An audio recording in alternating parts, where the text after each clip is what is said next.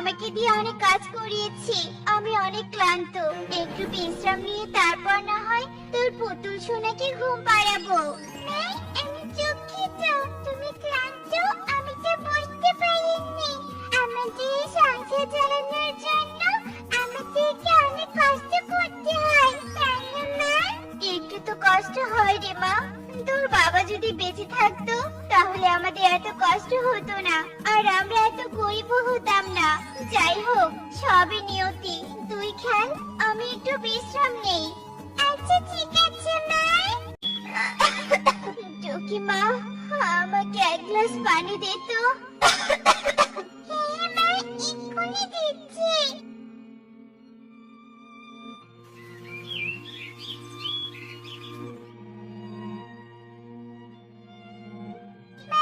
তুমি হাঁটুতে তো অসুস্থ হয়ে পড়লে কি করে? তুমি কি এমন অসুস্থ দেখতে আমার ভালো লাগছে না। তুমি তাড়াতাড়ি সুস্থ হয়ে যাও মা।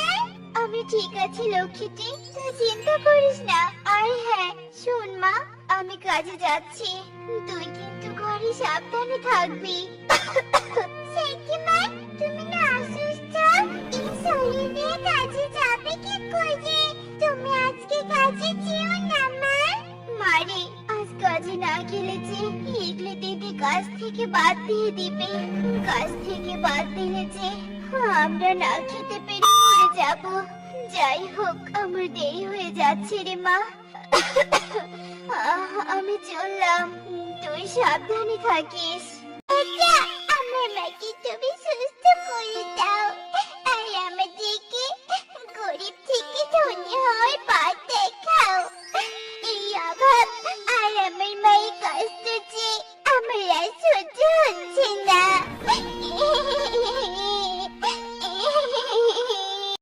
পুতুল সোনা, তোর জামাটা তো ছিঁড়ে গেছে, এবার তোকে একটা নতুন জামা বানিয়ে দিতে হবে। কিন্তু আমার কাছে তো কোনো কাপড় নেই, তোকে তাহলে নতুন জামা বানিয়ে দিব কি করে? হ্যাঁ, পেয়েছি বুদ্ধি।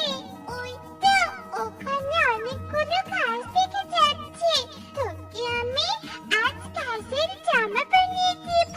তুই এখানে থাক, আমি ঘাস তুলে এনে কাজে লেগে পড়ি। বাহ, অবশেষে জামাটা বানানো শেষ হলো। দেখ কি সুন্দর হয়েছে পুতুল সোনা, এবার তোকে পরিয়ে দেবার পালা। মা, ওই দেখো, ওই পাখির ছানা থেকে সুন্দর একটা ঘাসের জামা বানিয়েছে। ও মা, তাই তো, জামাটা তো খুব সুন্দর লাগছে। মা, আমাকে জামাটা নিয়ে দাও, আমি আমার পুতুলকে পরিয়ে দেব। এসব কি বলছো পরিকন্যা? ও তোমার মতোই ছোট ছানা, ওর কাছ থেকে জামা কেড়ে নিলে ওর মন খারাপ হবে। আর তাছাড়া কারো সাথে অন্যায় করা আমাদের চরিত্রে নেই। মা, আমি তো কেড়ে নেওয়ার কথা বলিনি, আমি বলতে চেয়েছি ওর কাছ থেকে জামাটা মূল্যবান কিছুর পরিবর্তে কিনে দাও আমাকে। মা, দাও না কিনে। না করো না মা, দয়া করে দাও না। বেশ, তুমি যখন এভাবে বলছো, চলো তবে।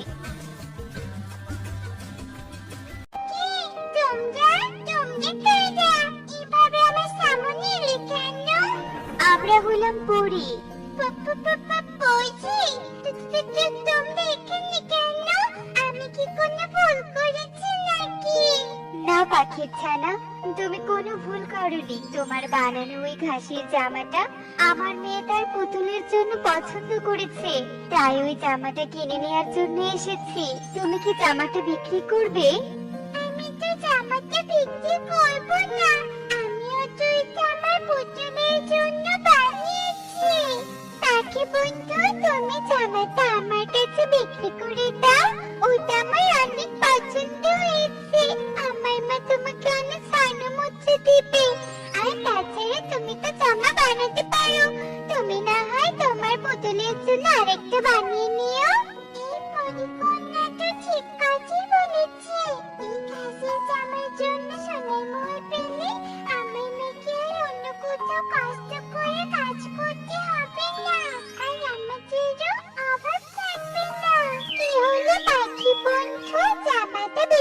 করবে না?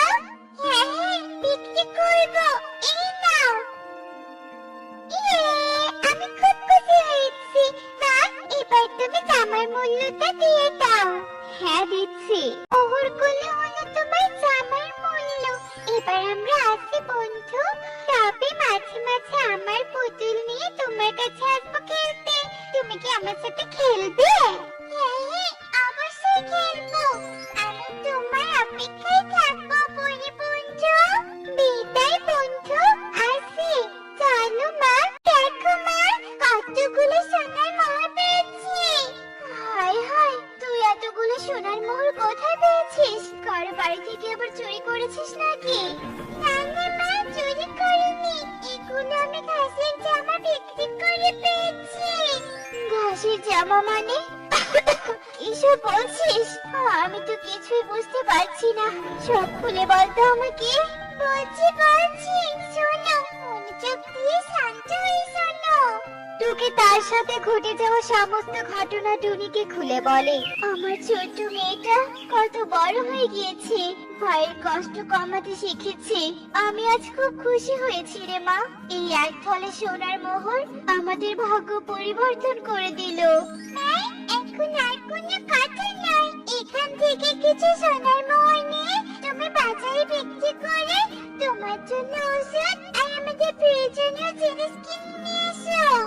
ঠিক বলেছিস, আমি এক্ষুনি যাচ্ছি। তোর এই পরিবর্তনের কারণ কি? কিভাবে রাতারাতি তো ধনী হলি শুনি, আবার আমাদের বাড়ির কাজটাও ছেড়ে দিলি? কোনো চুরি ডাকাতি করছিস নাকি? না না দিদি, চুরি ডাকাতি করিনি, সবই আমার মেয়ের কেরামতি। মানে তোর মেয়ে আবার কি করেছে? বলছি, শোনো কি করেছে। টুনি সব খুলে বলে। সব শুনে ইগল ইগলি বাড়িতে চলে আসে। শোনো গিন্নি, আমাদের মাথায় একটা বুদ্ধি এসেছে। কি বুদ্ধি শুনি? আমরা ওই টুনির মেয়ে টুকিকে কিডন্যাপ করব, আর ওর কাছ থেকে অনেকগুলো ঘাসের জামা বানিয়ে নিয়ে সেগুলো পরীর কাছে বিক্রি করব। তার বিনিময়ে অনেক অনেক সোনার মোহর নিব, আর তারপর আমরা ধনী হয়ে যাব। বাহ, দারুণ বুদ্ধি বের করেছো তো। তাহলে আর দেরি কিসের? আজকে ওই টুকিকে ধরে নিয়ে আসবো।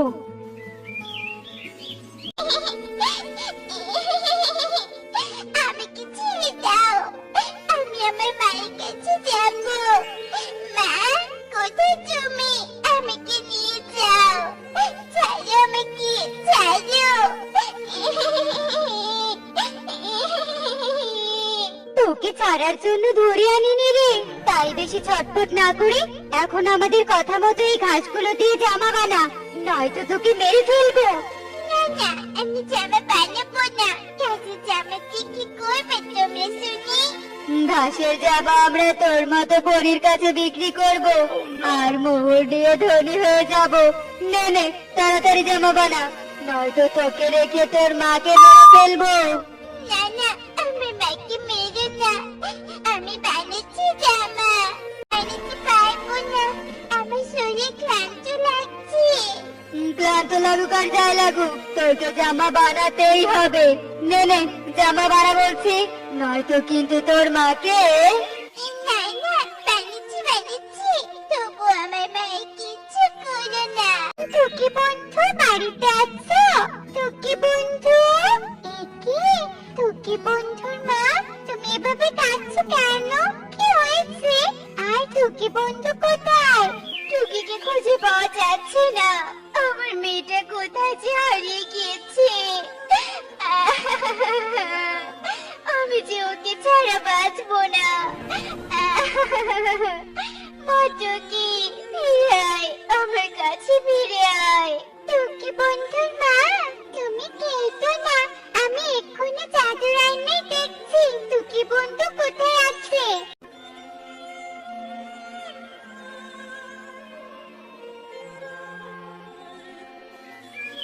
দেখলে তো, টুকিকে ইগল ইগলি লোভে পড়ে ধরে নিয়ে গেছে। চলো, আর দেরি নয়, আমার বন্ধুকে কষ্ট দেওয়ার জন্য ওদের শাস্তি পেতেই হবে।